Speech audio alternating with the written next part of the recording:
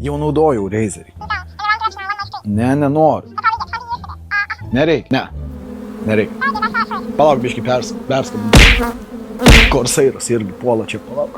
Gigabaitas skaikronas, dar palikit mane ramybėj. Nenoriu. M-Chose, M-Chose, Young's Choice, jaunuolio pasirinkimas, kaip operatorius sako. Pagaliau vėl turim užsivežę M-Chose periferijos. Bet šį kartą turime ausines, peles ir klaviatūras. Daugelis entuziastų pradėjo eiti nuo pagrindinių periferijos gamintojų, tokių kaip Corsairas, Razeris ir kitų žinomų vardų. M-Chose pradėjo kilti kokybę ir kainos atžvilgiu. M-Chose buvo paminėta ne vieną kartą formuose tokiuose kaip Tom's Guide, Wired, netgi Unbox Therapy. Šį kartą mes turim daug daugiau produkcijos ir aš noriu pakalbėti apie ją. M-Chose kartu su Unbox Therapy padarė net kolabinę klaviatūrą, su kuria mes truputėlį pažaidėm. Jeigu nematėt mūsų praeito video, IFA Berlyno, mes susitikom su M-Chose. Tai didelis shoutout to Alison iš M-Chose ir tuo pačiu Emily, thank you for the order. Eurovizijos konkursas gal. M-Chose, nil point.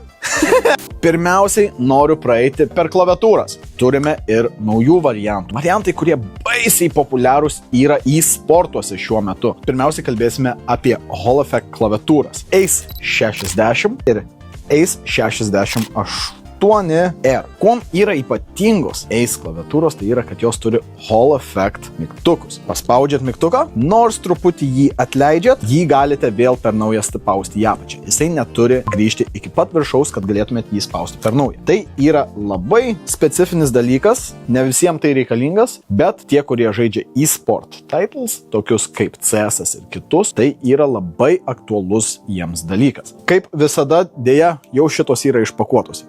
Pažaidėm su jom, tai pirmiausiai pakalbėsim apie Ace 60. Pliusus ir minusus. Pagrindinis pliusas yra Hall Effect mygtukai. Lygiai taip pat su Ace 68R. Gan kompaktiški modeliai. 60 ir 68% layoutai. Man tokie yra biški per maži, man patinka kaip spacingas būtų biški didesnis tarp mygtukų, tačiau jeigu vietos daug ant stalo neturite ir tiesiog norite puikios mechaninės klaviatūros, rinkite šią. Kaip girdite, switchai turi biški tokį punchy garsą. Aš sakyčiau, 68 man net gal labiau patinka. Pagrindinis minusas Ace serijos klaviatūrų ir Hall Effectų, tai kad jos nėra belaidės. Jas galėsite įsijungti į kompiuterį tik tai per USB laidą. USB-C, good connection, tačiau netai patogu tarsi belaidį. Aš tik dabar pastebėjau. Mes vieną kartą jau darom M-Chose review seniau biškį, pasižiūrėjom, apkalbėjom apie metalus, viską Ace'ų neturėjom praeitą kartą, tačiau kaip šitas plastikas gražus. Jisai tekstūruotas, bet jaučiasi tie heksai patys. Jeigu galima būtų customizinti šitą, let us know. Tai va dabar kas šaunai, gal ką rašyti? rpc.lt geriausi kompai Lietuvoje. Tikrai apie tai galvoju, kad rašytai. Žiūrėk, I have to make this family friendly. Juoda turi lygiai tokį patį. Mažiau matosi, todėl kad juodas ant juodo netaip matysis, kaip sakom, baltas ant mėlyno. Tikrai rekomenduoju bent jau atvykti į mūsų Kauno arba Vilniaus parduotuvės, paspaudyti jas. Einam prie kitų klaviatūrų. Trumpą laiką RPC.lt turi 5% nuolaidą visom M-Chose prekėm. Naudokite kodą M-Chose ir gaukite jums nuolaidą. Įsigykite tobulos periferijos. Toliau kalbame apie X75 klaviatūrą iš M-Chose. 75% klaviatūra su scroll wheelu. Šiandien turime 3 variantus. X75 juoda, balta ir X75 V2. Antra versija. Biški paupgreidinta. Vienas kitas dalykas pakeistas tarp šitų klaviatūrų. Pirmiausiai noriu pasakyti, kad šių klaviatūrų switchai yra nuostabus. Čia yra Hyacinth switchai. Dar geresnių skambančių switchų aš gyvenime nesu girdėjęs.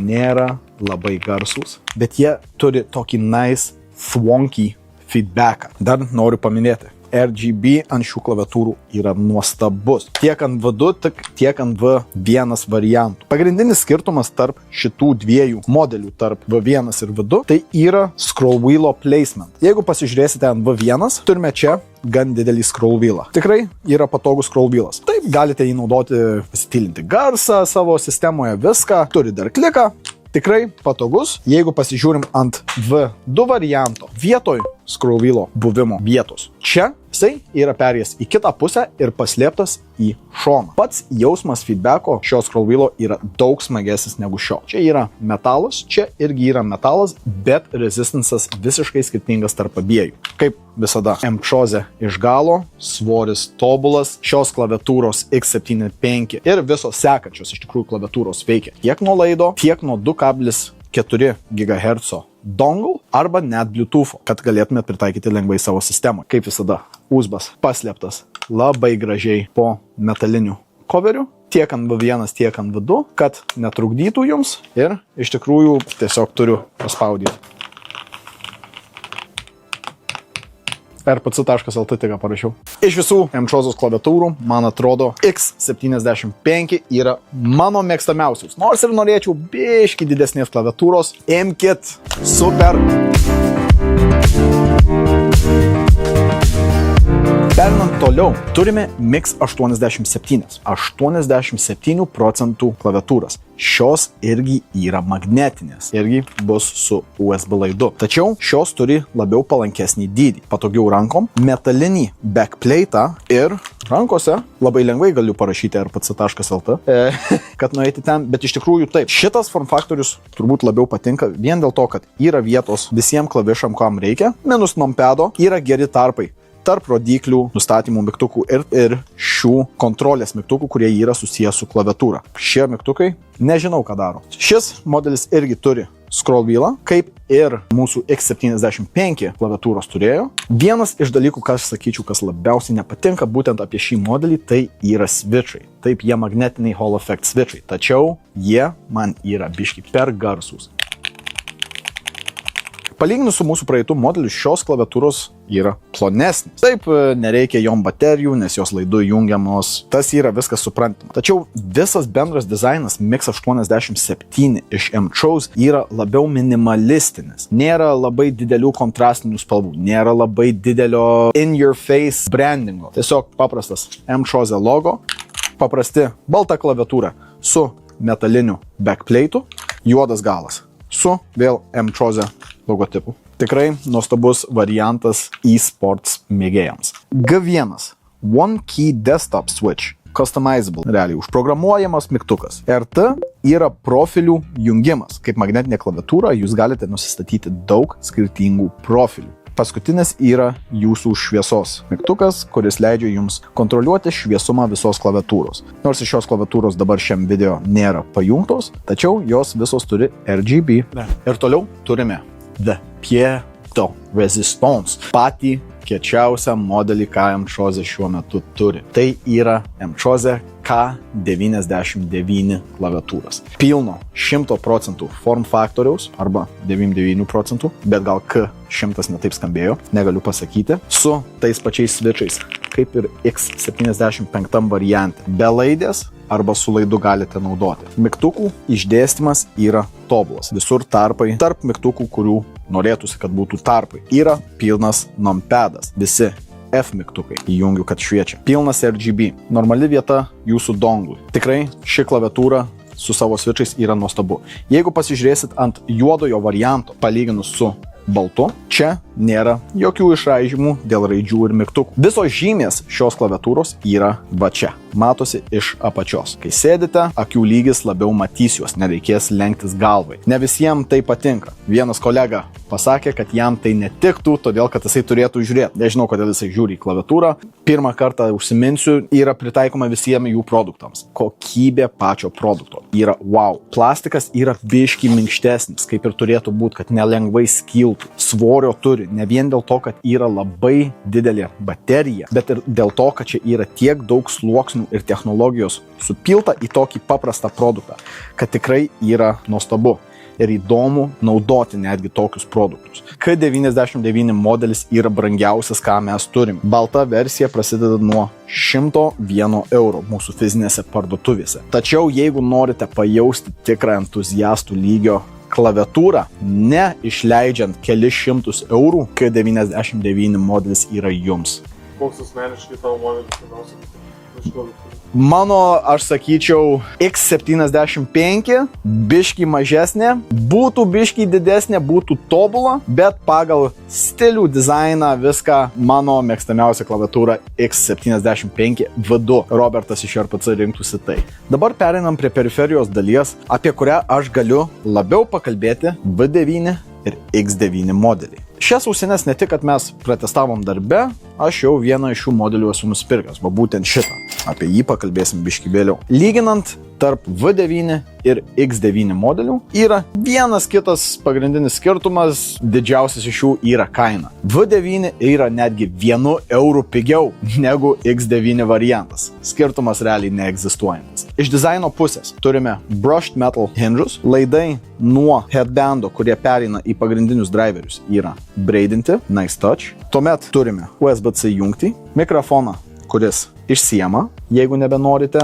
gaminti arba kalbėti su kažkuo, audio scrollą, kad galėtume tildyti ir garsinti. Šitas turi galą, daeina iki galo, nežinau, ne infinite scrollas. Turim įjungimo mygtuką ir atjungimo mygtuką. Šios ausinės veikia tiek be laido, veiks per duotą donglą arba per laidą, kaip jums patogiau. Ant ausų jos jaučiasi puikiai. Vienas iš įdomiausių dalykų, kad jos yra labai lengvos, bet pagal jų build quality jos neturėtų būti tokios lengvos. Didžiausias pliusas V9 palyginus su X9 variantu iš Emchozės, tai yra šitos turi biškį daugiau low-end garsų. Geresnis bosas girdisi iš jų, tačiau turi savų minusų.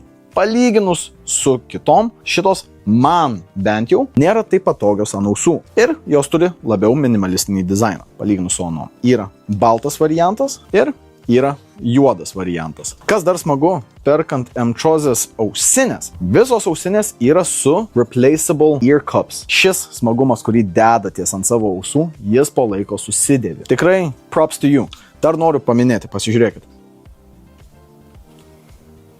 Čia yra gaming headsetas ir sugrįžta atgal į vietą taip, kaip turėtų būti. Perėjus prie X9 varianto, mes matome, kad stilistiškai jos yra kažkiek skirtingos. Turime daugiau metalo, bent jau kurį matome, lieka mūsų braidinti medžiaginiai kabeliai, turime reflective panelius iš šono, kurie irgi RGB, nes visi žino, kad RGB lygu FPS. Ant ausų šios yra tobulos. Šitos ausinės yra mano. Galiu pasakyti, kad šį modelį aš esu jau nusipirkęs ir naudoju paskutinę savaitę. Ear cupsai, kurie eina ant jūsų ausų, yra labiau apvalūs. Ne tiek pailgi, kiek palyginus su V9 variantu. Mikrofono kokybė yra tikrai pakankamai gera pagal kainą. Šių ausinių mikrofonas lygiai taip pat išsiema. Prie kontrolių turime įjungimo mygtuką, USB jungtį, kad veiktų tiek su laidu, tiek per donglą. Turime scrollą, kad galėtumėt tylintis arba garsintis. Šitas nėra hardwired į sistemą. Kai V9 turi maksimumą ir minimumą, ši neturi. Ši susijungia su jūsų Windows'ų sistema ir leidžia pamažinti garsą ne ausinių, bet Windows'ų. Nice. Tuomet turim RGB mygtuką ir paskutinis yra jūsų mikrofono mygtukas. Sakau, savaitę laiko jau naudoju būtent juodas, jos yra puikios. Dar vienas įdomesnis dalykas, minėjau, euro skirtumas tik tai yra tarp šitų. V9 variantas turi labiau odos jausmą aplink visą šitą ear cup. Čia oda ir iš vidaus biškiai kitoks materialas, bet vis tiek jaučiasi kaip oda. Tačiau X9 yra oda. Ne tik, kad ear cupsai yra storesni, reiškia, mažiau prispaudžia jūsų ausis. Iš išorės yra oda, tačiau iš vidaus jas čia eina labiau medžiaga, ne oda. Reiškia, jūsų ausys mažiau prakaituos. Kai kuriems, tačiau jeigu aš labai ilgą laiką naudoju ausinės, man ausys pradeda prakaituoti. Tai ar jums reikia geresnio boso ir low-end garsų, ar jums reikia ausinių, kurias galėsit ilgą laiką nešiotis be problemų, ar gaminant, ar aplamai kasdienybei, V9 arba X9 turėtų būti jūsų pasirinkimas. Ir paskutinė dalis periferijos, apie kurią pakalbėsime šiandien, tai yra pelės. Specifiškai G7 ir G3 variantai. Čia yra dar vienas iš tų periferijos dalių, apie kurią galiu labiau pakalbėti, nes naudoju ją namie pats. Pirmiausiai apie G3. G3 pelė. Labai paprastas dizainas, pora mygtukų iš šono, DPI metras, scroll wheelas, standartiniai left and right klikai. Biški mažesnė, veikia tiek nuo donglo, tiek nuo USB laido ir pakeitimo glideriai yra pakuotė. Klikai labai lengvai pasispaudžia net nuo pačio galo. Nežinau, kas va taip būtent laikytų, tačiau mažapirščiai operatorius pasakė. Bandžiau šią pelę porą dienų, pasikeičiau ją į kitą modelį. Man ši pelė yra truputį per maža. Man patinka labiau apgriebti. Palyginus su G7 variantu, G3 pelė, nors ir jinai yra mažesnė, jinai truputį didesnio svorio. Ši pelė turi 800 mAh bateriją. Reiškia, jūs galėsit su ją